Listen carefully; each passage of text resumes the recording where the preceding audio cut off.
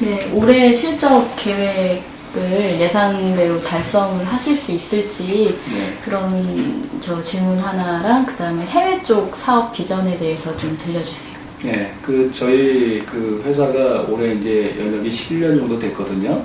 그러니까 저희는 첫 해 설립 때부터 여태까지 실적 부분에 대한 거는 늘 어떻게 보면 계획하고 그다음에 달성하는 부분에 대한 프로테이지가 10% 편차를 벗어나지가 않았어요. 그러니까 올해 같은 경우도 당초 사업 계획 잡았던 거 충분히 달성 가능한 것 같고요. 그다음에 영업이익률도 올해 예상이 한 20% 정도 되는 거로 예상이 됩니다.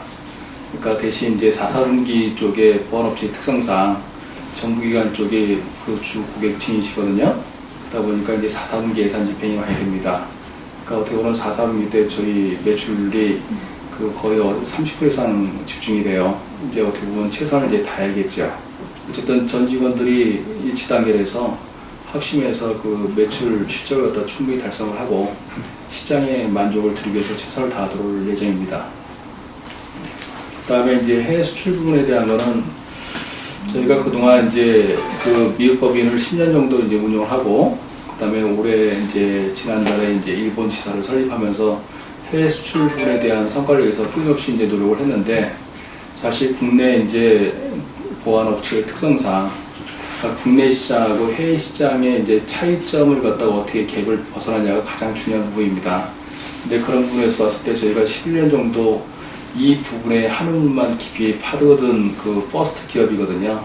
그러니까 시장 점유율을 갖다가 이제 9년 정도 한국 시장에서 넘버원을 차지했는데, 이걸 갖다가 해외 쪽에 어떻게 이제 공급하냐 학습은 충분히 해왔다고 봅니다. 하지만 해외 시장의 특징 부분은 국내 시장하고 분명히 틀린 부분이 많이 존재하거든요. 그 부분을 갖다가 찾으려면 신뢰도 부분하고, 그다음에 제품의 퀄리티하고 글로벌라이즈에 대한 해외 시장에 대한 요구치에 대한 레벨이 있을 겁니다.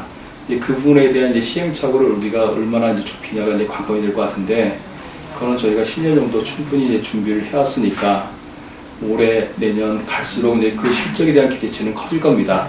그리고 숫자 부분에 나오는 것도 아마 시장에서 예의주시할 만한 정도의 저희 결과는 내놓을 자신이 있거든요. 그러니까 향후 계속 지켜봐 주시면 고맙겠습니다. 고맙습니다.